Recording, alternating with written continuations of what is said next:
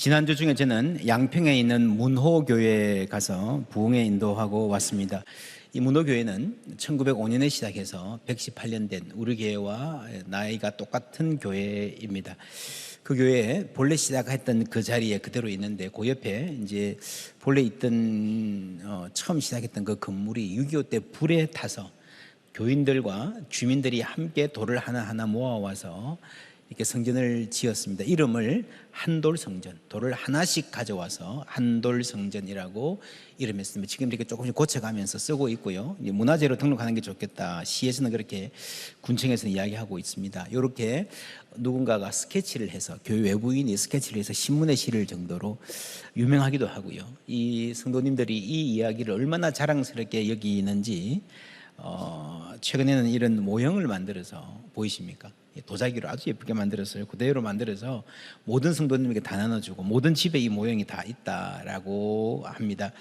제가 이 이야기를 듣고 함께 나누면서 집회 마지막 날 저녁에 이 사진 보여줬습니다. 여러분 아시죠?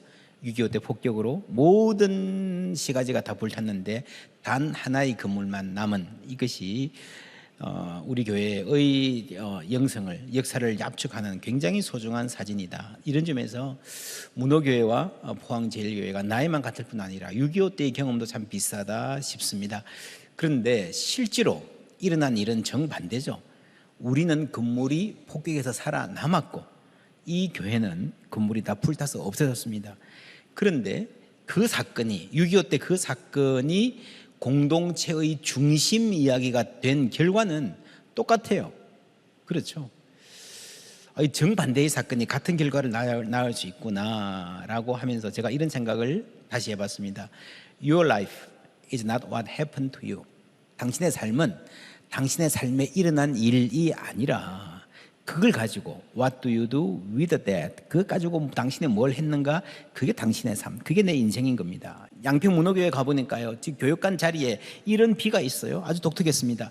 독실한 기독교 신앙과 뛰어난 교육 철학으로 후천적 시각장애와 불우한 시대 환경을 극복하여 우리나라 시각장애인 최초로 미국에서 박사 학위를 받고 한인 이민 역사상 최고위직인 미국 백악관 차관보를 역임한 강영우 박사가 살던 집터. 강영우 박사가 이 문호교회 바로 옆에 붙어서 교회 열심히 다니면서 살았고요.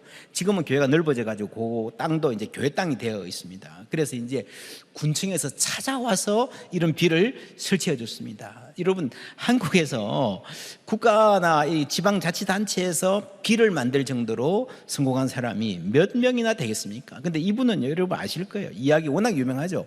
어릴 때 맹인이 됐어요. 부모님 다 돌아가셨어요. 차례차례로. 누나가 소녀가장으로 사는데 누나도 죽었어요. 세상에 한 사람에게, 한 가정에게 이처럼 불행이 연속으로 닥칠 수 있을까 싶은 분이었습니다. 그런데 이분이 결국에는 이 세상 누구보다도 멋지고 당당한 삶을 살아내셨잖아요. 그래서 여러분, 우리 삶에 이런 아픈 일이 일어난 것은요, 그 가정에 일어난 일일 뿐이지 그것 자체가 내 인생은 아니다. 내 인생은 내가 어떻게 반응하는가에 달려있다라는 생각을 가지고 우리 소돔과 고모라의 멸망이라는 사건 앞에서 롯의 가정이 어떻게 반응했는가를 들여다볼 수 있습니다. 이제 곧 성이 멸망할 것이다. 천사들이 피난하라 말합니다. 롯이 어떻게 합니까? 16절부터 읽습니다. 그러나 롯이 지체하매 그 사람들이 롯의 손과 그 아내의 손과 두 딸의 손을 잡아 인도하여 성 밖에 두니 여호와께서 그에게 자비를 더하심이었더라. 그 사람들이 그들을 밖으로 이끌어낸 후에 이르되 도망하여 생명을 보존하라. 돌아보거나 들에 머물지 말고 산으로 도망하여 멸망함을 면하라. 도망하여 생명을 보존하라. 전속력으로 돌아보지 말고 머물지 말고 계속 달려가라라는 겁니다. 여러분, 우리 인생에는요, 뭔가를 떠나보내야 할 때가 있습니다. 인생 전체가 사실은 이별과 떠나보내는 이야기라 해도 과언이 아닙니다. 아브라함도 목적이 있으셔서 하나님이 부르셨고요, 고향과 친척 아비집을 떠났습니다. 떠나야 새로운 출발이 되는 거예요. 내가 떠나야 하는 것은요, 때로는 굉장히 나쁜 것일 수도 있지만 그렇지 않은 것일 수도 있습니다. 아름다운 날들이 있을 수 있고요, 유년 시절의 추억이 얽힌 땅일 수도 있고요, 부모님이 돌아가셨습니다. 함께 했던 날들 아쉽지만 마음속으로부터 떠나 보내야 됩니다. 이제는 엄마가 없는 세상을 살아야 된다는 현실을 마주해야 하는 거죠. 인간은 어떤 면에서 태어나면서부터 떠남의 연속입니다. 익숙한 엄마 뱃속에서 방출을 당하잖아요. 별 준비 없이. 여러분, 아브라함이 처음에 고향을 떠날 때는요, 어떤 모습으로 떠났을까요? 떠나기 전에 마음의 준비도 하고 그 전날 밤에 회한에 잠기기도 하고요, 가다가 뒤를 돌아보기도 하고, 자기 고향이 시야에서 사라질 쯤에는 한참 머물러 서서 넋을 잃고 바라보기도 했을 것입니다. 그런 이별도 있지만 오늘 이별은 그렇지 않습니다. 메시지는 굉장히 단순합니다. 도망가라, 그래야 산다. 우리 인생에 어떤 관계를 단절해야 될 때가 있고, 어떤 관계는 할 수 없이 마음 아프지만 살을 끊는 것 같지만 급격하게 단절해야 되는 관계도 있습니다. 여기 오늘 주인공 롯은 그렇지 못했습니다. 볼게요. 동틀 때에 천사가 롯을 뭐라고요? 재촉하여 이르되, 일어나 여기 있는 네 아내와 두 딸을 뭐라고요? 이끌어내라. 이 성의 죄악 중에 함께 멸망할까 하노라.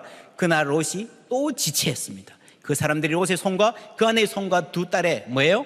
손을 잡아 인도하여, 그냥 일어나지 않는 거야. 일어나야 되는데 성 밖에 두니 여호와께서 그에게 자비를 더하심이었더라. 그 사람들이 그들을 밖으로 뭐라고요? 이끌어낸 후에, 여러분 분위기가 보이시죠? 철저하게 계속해서 이 사람들은 지체하고 머뭇거리고 떠나고 싶지 않아 하는, 멸망할 텐데 그런 상황을 성경이 세세하게 보여주고 있습니다. 무슨 미련이 남았을까요? 여러분, 그들은 거기 살면서 행복했을까요? 베드로후서 2장 6절부터 말씀 함께 읽습니다. 소돔과 고모라 성을 멸망하기로 정하여 제가 되게 하사 후세에 경건하지 아니할 자들에게 본을 삼으셨으며, 무법한 자들의 음란한 행실로 말미암아 고통당하는 의로운 롯을 건지셨으니, 이는 이 의인이 그들 중에 거하여 날마다 저 불법한 행실을 보고 들으므로 그 의로운 심령이 상함이라. 의인, 의로운 롯, 의로운 심령. 계속해서 의라는 말이 나옵니다. 성경에서 의라는 말이 다양하게 쓰이기 때문에 이 말이 완벽하다는 말이 아닌 것은 아실 거예요. 그러나 적어도 이 사람이 소돔과 고모라에 사는 그 사람들과는 다르다, 상당히 다르다는 것은 성경이 인정하고 있습니다. 이런 데 있을 사람이 아니라는 거예요. 이런 데 살면서 행복하거나 편안해질 수 없는 사람입니다. 소돔이라는 상황이 굉장히 불편한 상황이에요. 그 의로운 심령을, 그 나름대로 착한 그 마음이 날마다 다쳤다, 날마다 상했다 그러잖아요. 이날에는 나그네가 찾아왔는데 롯은 환대하고 싶습니다. 환대해야 됩니다. 롯은요, 기본적으로 누군가를 친절하게 대해야, 다른 사람 품어주고 이해해줘야 내가 행복하고요, 누군가가 싸우고 갈등하면 내가 괴로워서 살기 힘든 사람이에요. 그런데 그 동네는 폭력적입니다. 동성애 행위가 나오는데 그것도 폭력적 동성애 행위입니다. 롯이 어떻게 반응합니까? 이르되 청하노니 내 형제들아, 이런 악을 행하지 말라. 여기까지는 선한 대응입니다. 그죠? 나그네를 환대하고 보호하는 아브라함의 생활 방식, 하나님 백성의 가치관을 잘 표현하는 아주 선한 행동입니다. 그런데 그 다음에 내게 남자를 가까이 하지 아니한 두 딸이 있으니 청하건대 내가 그들을 너희에게로 이끌어내리니 너희 눈에 좋을 대로 그들에게 행하고. 아이고, 이게 무슨 말입니까? 이게 무슨 말입니까?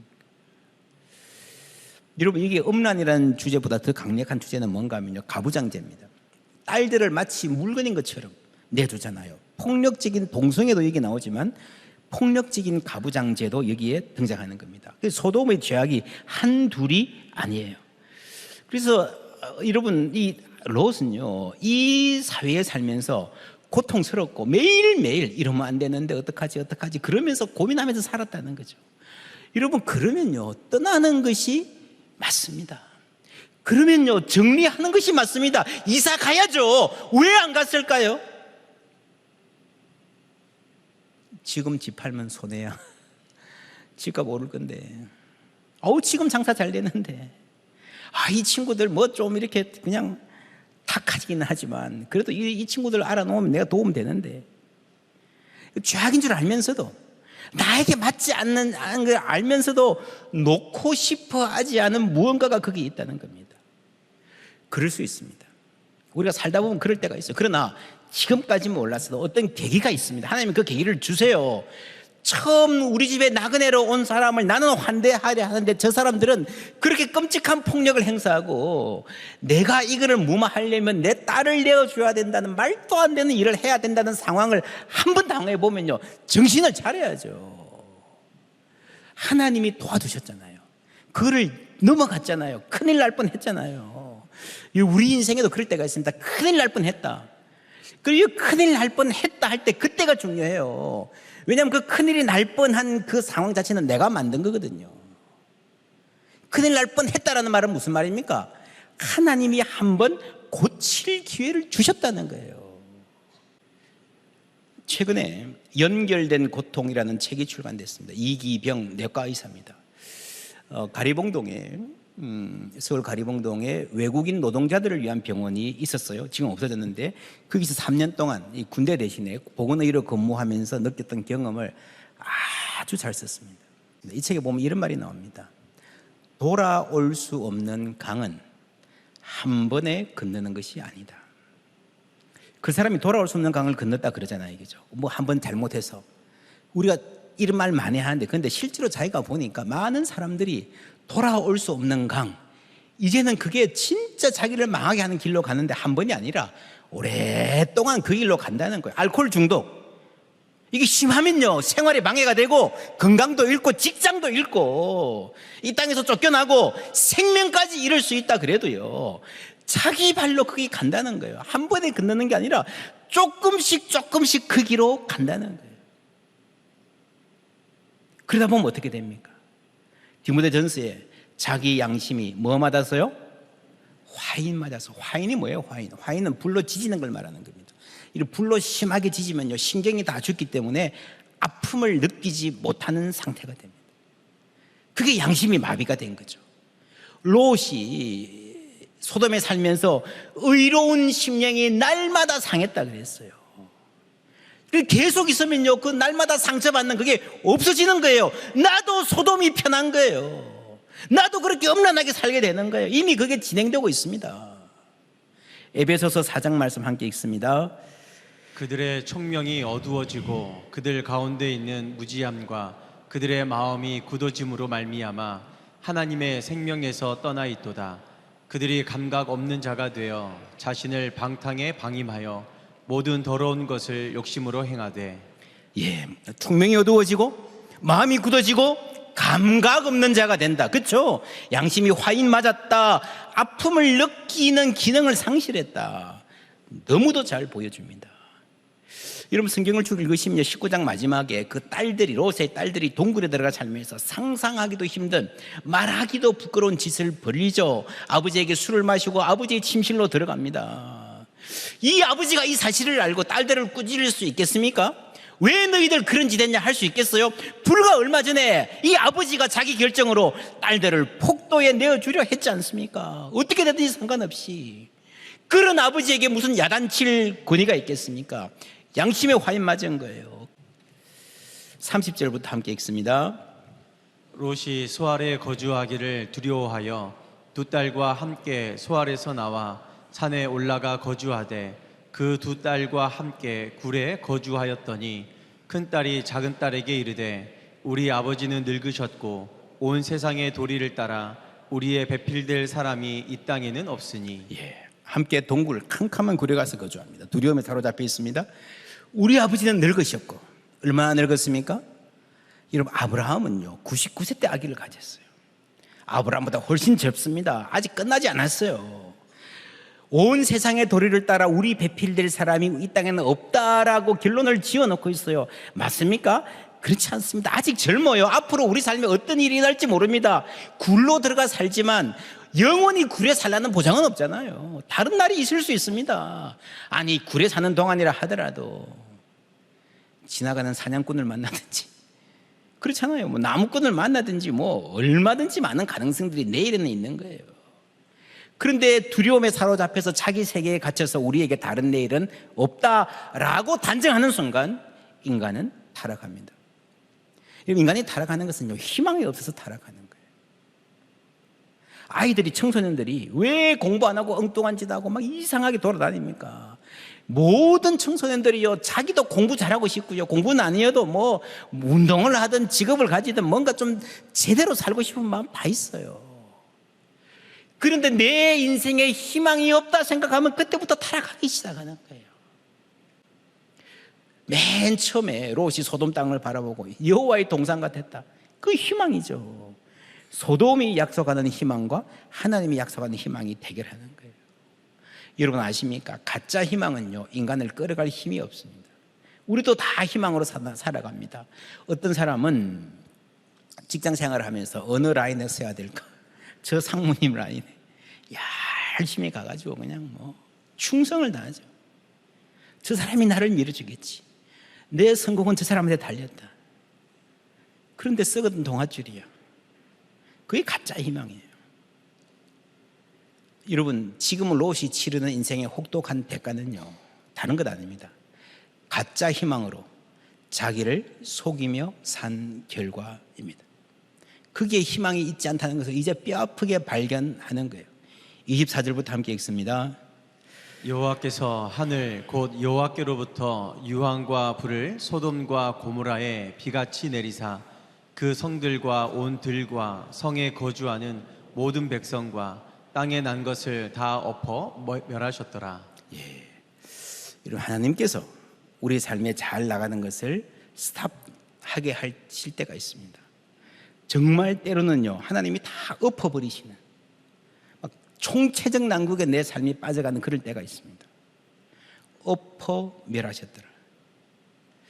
저는 이 말씀을 읽으면서 이 장면이 생각납니다. 예수께서 성전에 들어가서 성전 안에서 매매하는 모든 사람들을 내쫓으시며 돈 바꾸는 사람들의 상과 비둘기 파는 사람들의 의자를 둘러 뭐라고요?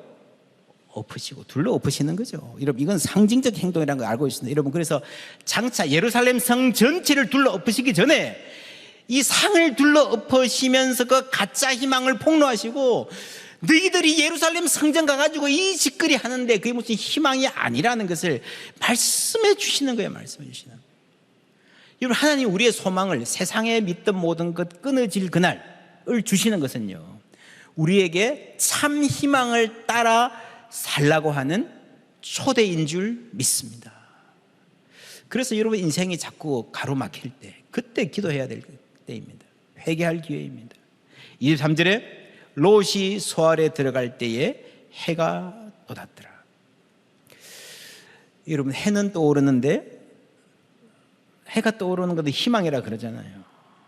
그런데 어떤 사람은 그 해가 떠오를 때에 아픈 소식을 들어야 되고 아픈 소식을 전해야 하는 경우도 있습니다. 이런 목회자들은요, 장례식을 인도 자주 하잖아요. 대부분 발인 예배가 아침 7시, 6시 반 이때 합니다. 그 해가 떠오르는 순간에 울고 있는 유족들의 마음을 대할 때에 세상의 모든 아침이 희망은 아니구나 하는 걸 절절히 깨닫게 됩니다. 해는 떠오르는데 어떤 사람은 오늘 하루를 또 어떻게 살아가나 하는 탄식과 두려움으로 맞을 수도 있습니다. 해는 떠오르는데 우리 동네는 불타 없어져 버렸다 라고 말할 수도 있겠지만, 반대로 우리 동네는 불탔지만 해는 또다시 떠오른다 라고 말할 수도 있겠습니다. 폐허가 된 내 삶의 상황이 아니라 해를 떠오르게 하시는 하나님, 여전히 내 손 붙잡고 갈 길을 인도해 주시는 하나님께 초점 맞춘다면 우리는 어떤 실패와 슬픔의 자리에서도 희망을 노래할 수 있을 줄 믿습니다. 삶은 계속된다. 세상이 멈추었다 그러지만요, 세상이 멈춘 거 아니고요, 인간들이 하는 일만 멈춘 겁니다. 그죠? 차도 안 다니고 비행기도 안 다니고 식당도 문 닫고 학교도 문을 닫았지만 여전히 꽃은 피고 새들은 노래하고 시냇물은 변함없이 흐르고 해도 떠오릅니다. 하나님은 살아계시고 여전히 일하시는 줄 믿습니다. 어떤 일 하십니까? 둘러 엎으시고, 둘러 엎으실 때 그게 끝이 아니라는 걸 알아야 돼요. 하나님 우리를 둘러 엎으시고 그 다음에 뭘 하는가? 빌립보서 2장 13절 함께 읽습니다. 너희 안에서 행하시는 이는 하나님이시니 자기의 기쁘신 뜻을 위하여 너희에게 소원을 두고 행하게 하시나니. 아멘. 행하게 하시나니. 그렇죠? 여러분, 그냥 퍼져 앉아 있는 게 아니라 뭔가를 할 수 있는 동기를 주시는데, 하나님이 우리에게 뭘 주신다고요? 마음에 소원을 심어 주신다는 겁니다. 희망을 주신다는 겁니다. 하나님이 희망을 주시면 우리 마음에 갈망이 생깁니다. 여러분, 갈망이 뭡니까? 어떤 사람이 갈망이 있는 사람입니까? 목마른 사슴이 시냇물을 찾듯이, 그죠? 여러분, 시냇물의 맛을 아는 거예요. 우리가 그들이 감각 없는 자 되었다라고 그랬는데, 우리가 마음속에 갈망이, 소망이, 소원이 생기기 시작하면요, 그 맛에 대한 감각이, 내가 정말 살고 싶은 삶에 대한 소망이 회복되는 거예요. 앞에 강단에 미각 회복 4글자 썼습니다. 어쩌면 오늘날 우리가 살아가면서 너무 이렇게 현란한 세상 문화에, 현란한 입맛에 속아서 우리의 감각 자체가 너무 여러분 타락해 있습니다. 정말 인생의 소중한 맛을 잃어버리고 있습니다. 하나님을 예배하는 맛, 이웃을 도와주는 맛, 서로 기도하며 아껴주며 위로 주고 위로 받는 그 맛, 그게 진정한 행복의 맛이잖아요. 너희는 여호와의 선하심을 맛보아 알지어다. 우리의 삶에 이 감각이, 미각이 회복되기를 주님의 이름으로 축원합니다. 그러면 살 수 있습니다. 그러면 멋지게 살 수 있습니다. 6월 한 달 동안 이 미각 회복을 위해서 우리가 말씀 묵상하고 기도하는 달 되었으면 좋겠습니다. 주 하나님 독생자 예수, 날 위하여 오시었네. 내 모든 죄 다 사하시고 무덤에서 부활하신 나의 구세주. 우리가 좋아하는 찬송입니다. 여러분, 아브라함의 믿음은요, 죽은 자 같았지만 거기서 살리신, 생명을 주신 예수를 믿는 부활의 소망과 다 있다 그랬습니다. 이 찬송가 다음이 살아계신 주 나의 참된 소망, 이런데 영어로 Because he lives, I can face tomorrow. 여러분, 나 혼자서는요, 내일을 마주할, 내일을 직면할 힘이 없지만, 내일 걱정이 태산이지만 우리 주님 살아계시기 때문에 나는 내일을 마주할 수 있습니다. 할렐루야. All fear is gone. 모든 걱정이 사라졌습니다. Because I know He holds the future. 하나님이 내 인생의 미래를 붙잡고 주관하고 계심을 알기 때문에 우리는 미래를 맞설 수 있고 당당하게 살아갈 수 있고, 뿐만 아니라 And life is worth the living.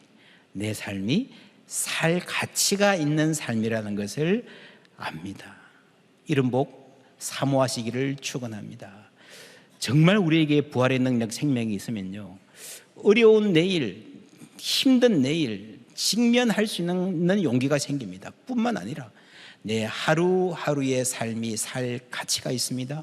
사는 재미, 사는 맛이 회복되게 됩니다.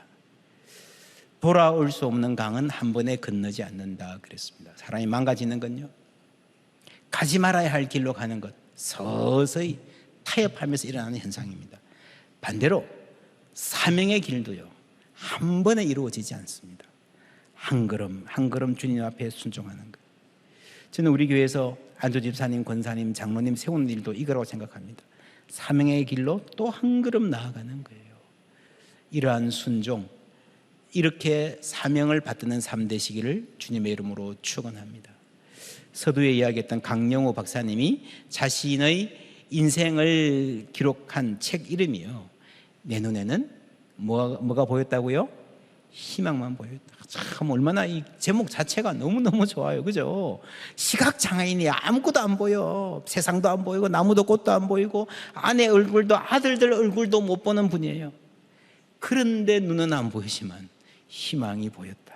이게 여러분 주님 주신 은혜입니다. 내 삶이 아무리 캄캄하고 어두워도요, 하나님께 내 인생이 달려있고 하나님께 희망이 있음을 안다면요, 우리는 능히 승리하며 살게 될 줄 믿습니다. 그 믿음 안에서 살아가는 희망의 사람들 다 되시기를 예수님 이름으로 축복합니다.